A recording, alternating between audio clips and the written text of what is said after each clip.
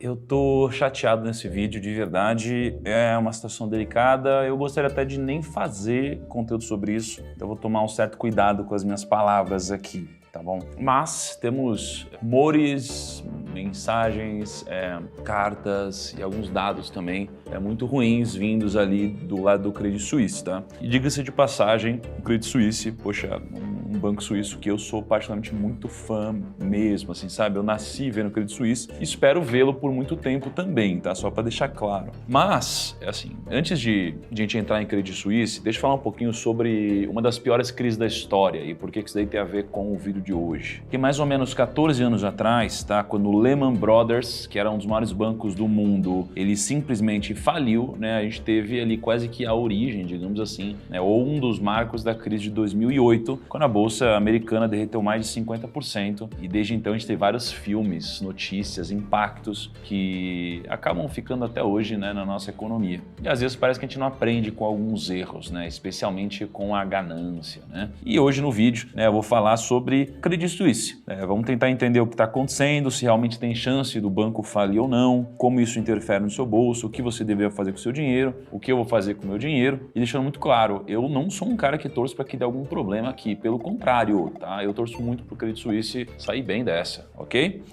Eu lembro que era sábado de noite quando eu comecei a ver o que estava acontecendo, né? Eu vi isso daqui no Twitter e acabei, cara, dormindo mal, preocupado, sabe, com o que poderia acontecer. E para você entender o vídeo, você precisa entender o que significa Credit Default Swap, é o que a gente chama de CDS. Então, ficou muito famoso o termo CDS, né, depois da crise do subprime. Então, imagina que na prática, né, você tem uma empresa que precisa de dinheiro emprestado, né? Então, vou imaginar o quê? Uma empresa de varejo, tá? Então, sei lá, eu tenho uma empresa de varejo, eu tenho uma vendinha aqui, imagina uma super venda, né? Vendinha não vai funcionar. Eu tenho uma super venda, eu sou o Italy. Sou o Italy ali, né, na JK, eu vendo de tudo, eu vendo vinho, eu vendo macarrão, eu vendo um monte de coisa. Aí, eu preciso investir no meu negócio de alguma forma, né? E eu preciso de uma grana emprestada. Então eu vou pegar uma grana emprestada de investidores. Então os investidores vão emprestar um dinheiro, aí o negócio vai poder investir, fazer a roda girar, e aí vai pagando para o investidor o principal, que seria a parcela, com juros acrescidos todos os meses. Então o investidor, ele está aqui recebendo dinheiro porque ele emprestou para esse negócio girar. Com o passar do tempo, o investidor ele fica preocupado, ele fala, putz, cara, e se esse fluxo ele parar de entrar em algum momento? E se o Italy parar de vender? Bom, então quer saber? Vamos aumentar a nossa segurança? Ou então vamos antecipar esse capital? Enfim, eles pegam e eles utilizam algum banco para diluírem o risco dele. Então imagina que tem um banco, como por exemplo um Credit Suisse, que vai emitir um derivativo, ou seja, vai emitir um título que usa como lastro essa operação. Então imagina que eu vou pegar e vou falar, investidores, todo mês agora vocês me dão um pouquinho disso daqui.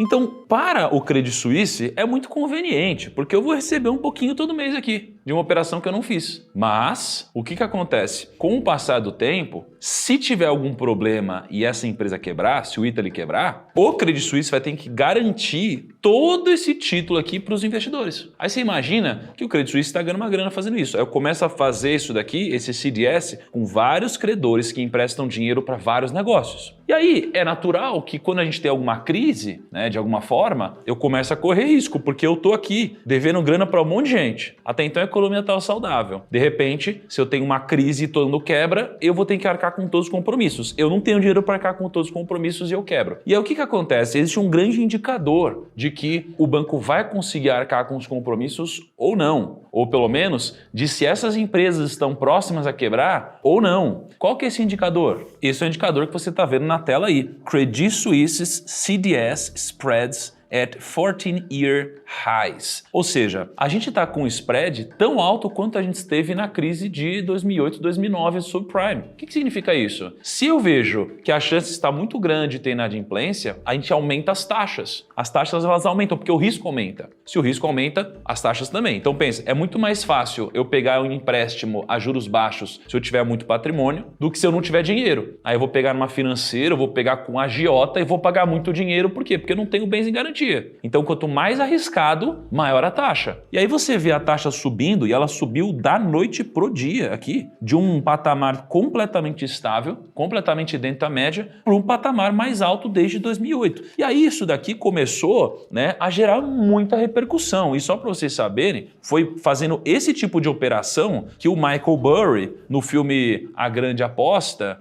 multiplicou seu capital. Lembra o Michael Burry? Ele é o Batman, né? É o Batman, né? Cara, filme animal, que ele fica lá tocando bateria na sala dele e tal. Cara, ele ficou assim, multiplicou o capital dele, né, investindo basicamente em CDS no time correto. Então assim, cara, ele dobrou seu capital, ele lucrou 850 milhões de dólares, ele apostou contra os bancos e tal. Então, assim, isso aqui é muito delicado, porque quando você começa a ver o CDS subindo muito, você fala, meu, tem alguma coisa errada. E aí, conclusão, começou no Twitter, né, e em fóruns da internet a serem veiculados pessoas do próprio Credit Suisse defendendo o banco, falando que o banco estava tranquilo e etc. E aí saiu uma notícia que eu tinha visto, era no Investing, mas eu não lembro agora de como estava escrito exatamente, mas estavam falando sobre um banco que estava ali na pindaíba, né? Estava correndo um grande risco de sumir, né? Estava extremamente alavancado, etc. E não tinham citado quem era. E aí, de repente, né, começaram a olhar para o spread do CDS subindo e aí começaram a vir alguns pronunciamentos da própria companhia, né? Então, esse final de semana tiveram uma série de pronunciamentos. Teve inclusive até uma carta do CEO mencionando que não precisava se preocupar com a posição de capital do Credit Suisse, porque ela estava extremamente sólida. Os investidores não precisavam migrar de banco, podiam manter a calma porque a posição era sólida e não precisava se preocupar. O ponto o CEO falou isso, só que as ações já tinham caído de 14 dólares para 3 dólares, né? Então isso aqui é uma queda de, cara, quase 80%, né? De 70% para 80%. Então assim, começou uma loucura e o problema é que os bancos, eles muitas vezes, eles nem quebram por alguma cagada, eles quebram muitas vezes por falta de confiança, por medo, aí todo mundo começa a resgatar, aí vai uma corrida, né, uma debandada aos bancos e aí isso daqui acaba trazendo problemas. Por isso que eu até tomo cuidado pelo jeito que eu tô falando aqui. Antes da crise de 2008, o Credit Suisse chegou a negociar 74 dólares por ação, hoje está 3,9 dólares. Ele vale hoje mais ou menos 10 bilhões de dólares, enquanto o Nubank, por exemplo, vale 20 bilhões de dólares. Então, o Credit vale metade do Nubank. E aí começaram a sair realmente várias notícias. Credit Suisse tenta acalmar nervosismo do mercado. O CEO do Credit Suisse disse que esse é um momento crítico e se prepara para reformulação, né? Mas que os investidores não devem misturar o desempenho das ações com a saúde da empresa. E aí ele vai apresentar um plano agora no dia 27 de outubro. O Credit Suisse está em um momento crítico enquanto se prepara para a reformação. Então, várias fontes falando coisas parecidas, né? Fato esses são alguns dos números do Credit Suisse, tá? Primeiro, cash, né? Eles têm 160 bilhões de dólares em dinheiro. Segundo, call liabilities. Eles têm 400 bilhões de dólares em passivos, tá? Terceiro, leveraged exposure, ou seja, exposição alavancada, 900 bilhões de dólares em posições alavancadas. E equity, né? Hoje o banco vale 10 bilhões de dólares e ele tem 48 bilhões de dólares em patrimônio líquido. Só que quando a gente já passou por uma situação parecida como o Lehman Brothers, né? Talvez nem todos vocês estavam investindo no mercado nessa época, afinal de contas já faz uns 14 anos, né? O medo aumenta, porque a gente já viu acontecendo algo parecido antes, a confiança do investidor diminui, a confiança dos clientes diminui, as pessoas correm para os bancos para sacar o seu dinheiro, a retirada do dinheiro complica a situação do banco e aí se torna uma profecia autorrealizável, né? Assim, esse é o grande risco de tudo. E eu quero muito que isso não aconteça. É muito triste ver alguma tragédia acontecendo nesse mercado. No Brasil, recentemente, teve até um monte de notícia que saiu, né, dos bankers, né? Muitos bankers do Credit Suisse saíram, migraram para outros concorrentes, né? Acho que uma turma migrou para XP, não sei se uma turma foi para o BTG também. Então tem todo um movimento acontecendo, mas eu particularmente sempre fui muito fã do Credit. E aí chegou num nível que o CDS do Credit Suisse já é maior do que o do Brasil. Caraca, é maior do que o do Brasil, olha que loucura. E a preocupação agora é que com a inflação correndo solta pelos Estados Unidos e pela Europa, o aumento dos juros no mundo inteiro e uma possível corrida aos bancos, a insolvência das dívidas aumente. Isso pode simplesmente fazer um banco quebrar. E aí começaram vários memes, né? Vários tweets, né? Então, o pessoal brincando, Debit Suisse, ao invés de Credit Suisse, né? Ao invés de Credit Debit Suisse. Aí o Charles também, né, postou ali uma notícia, o colapso no preço das ações do Credit Suisse é motivo de grande preocupação. Aí o Bruce Barbosa, ó, não é o IRB3, é o poderoso Credit Suisse. Teremos bancos quebrando na Europa. Aí você vê o Leandro, né, Siqueira, né, postando aquele meme lá da camiseta, o Peter linchado, o cara passou 10 meses planejando como deveria ser a carteira para eventual vitória do candidato A ou B, aí veio o Credit Suisse. Pô, essa eu dei risada quando li, viu? E como isso interfere no seu bolso, tá? Acho que tem muitas ramificações disso, porque tem duas hipóteses aqui, tá? Quando um banco dessa magnitude, ele quebra, por exemplo, você pode ter um efeito em cascata e você tem um ranking de players globais. Já viu o ranking dos bancos, cara? Tem uma nomenclatura, tá? Que é chamada de G-SIB. É a grandeza, é a escala dos bancos em relação ao quão sistêmicos eles são.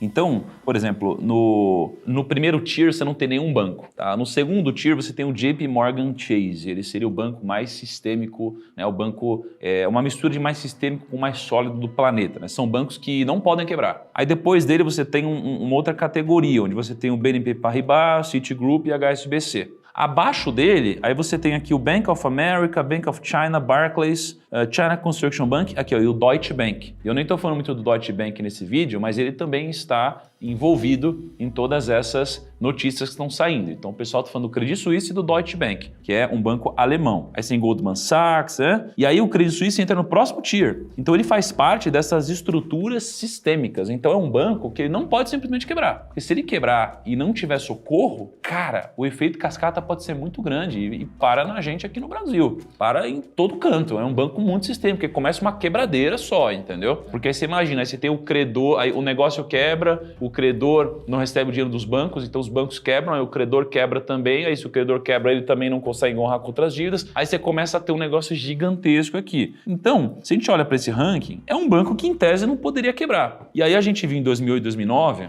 o Fed, ele não resgatou o Lehman Brothers por uma série de motivos. Talvez um dos principais tenha sido para ensinar o mercado, de fato, a ficar esperto, né, a parar de ser tão ganancioso, mas depois tiveram outros resgates a outras instituições. Então você tem duas hipóteses, né? Se tiver algum problema com o Credit Suisse e ele for resgatado, é ruim, mas é menos ruim. Se não for resgatado, é quebradeira sistêmica, loucura, tá? Agora pode acontecer do próprio Credit conseguir sair dessa. E é o que eu espero que aconteça. Aí para brasileiros aqui, a gente tem vários fundos geridos pelo Credit Suisse, né? Ó, tem vários que estão aí na tela. Um deles, inclusive, eu tenho uma posição relevante, é uma das minhas maiores posições. É o CSHG, né? Logística FI, que é o HGLG11. O que acontece com os fundos imobiliários? Vamos supor que deu um problema gigante no Credit Suisse. O que acontece é, o Credit, ele é o gestor, né? Então os cotistas vão se reunir e aí vai se instituir um novo gestor. O gestor é quem escolhe onde vai colocar o dinheiro, mas não necessariamente ele é o custodiante. Então a preocupação é praticamente zero aqui, tá? Até conversei com o Ricardo da Speech e ele disse, né? Teoricamente não acontece nada, né? No limite, os cotistas podem chamar a assembleia, trocar a gestão, mas o Credit é top 3 melhores gestoras de FIIs no Brasil. Então isso é um impacto, né? Deixar de ter um bom gestor aqui. Sobre a nossa grana é o seguinte, cara, a gente vai passar por crise sempre, a crise é sempre triste, é sempre desesperadora, sempre tem quebradeira, é sempre muito ruim. E a gente, junto de tudo, a gente tá passando por eleições, né? Então, sabe o que você tem que fazer? Você tem que fazer o seguinte, primeiro, não deixa o medo te contaminar. Na verdade, não é que você não deve sentir medo, é que você não pode se paralisar, tá bom? Porque você vai sentir medo várias vezes, daqui é natural da crise, eu sinto medo durante as crises. E a crise, ela é uma crise por isso, porque chega uma hora que, inclusive, até profissionais, ou até aquelas pessoas que têm mais informação, elas ficam com medo, porque é isso que faz a gente tomar decisões emocionais muitas vezes. Mas mesmo com medo, você só tem que fazer basicamente uma coisa, que é diversificar seu patrimônio. Então você vai diversificar em ações no Brasil, você vai diversificar em caixa ou renda fixa no Brasil, em ativos internacionais e você vai diversificar em real estate e fundos imobiliários. Então você pode fazer sozinho ou inclusive você pode fazer através da previdência privada que a gente vai lançar aqui, que ela já é completamente diversificada, tá? Inclusive tem o link na descrição, caso você queira conhecer mais sobre essa previdência, que é onde eu estou colocando meu dinheiro de longo prazo, ou pelo menos uma boa parte dele, tá bom? Então, ó, o resumo aqui é, independente do que aconteça, diversifica seu patrimônio. Não queira achar que você é o cara para ficar prevendo o que vai acontecer no futuro. Você começou a investir há 1, 2, 3, 4 anos, você vai ser o próximo Michael Burry aqui. Talvez um dia você seja, mas calma, vamos ter humildade todo mundo, vamos diversificar nosso patrimônio e vamos sobreviver às grandes crises e vamos surfar as grandes retomadas. É isso que a gente deve fazer com a nossa carteira de investimentos, tá bom? A gente não precisa inventar nada, não precisa, tá bom? Escolher bons ativos, diversificar sua carteira, investir com consistência. É só isso, beleza? E aí me conta, vocês acham que o Credit Suisse é o too big to fail? Vocês acham que a gente vai ter um filme, um Margin Call parte 2? Deixa nos comentários aí, mas só para deixar muito claro, Credit, se alguém do Credit estiver assistindo esse vídeo, eu torço muito para que não aconteça nada, que vocês saiam dessa muito forte. Eu sempre fui muito fã de vocês. Lembro, inclusive, no passado, eu cheguei a fazer entrevista com vocês, cheguei a fazer parceria com vocês, eu cheguei a visitar o prédio de vocês. Torcer muito para vocês saírem dessa mais fortes e melhores, tá bom? Um grande abraço, até o próximo vídeo e tchau.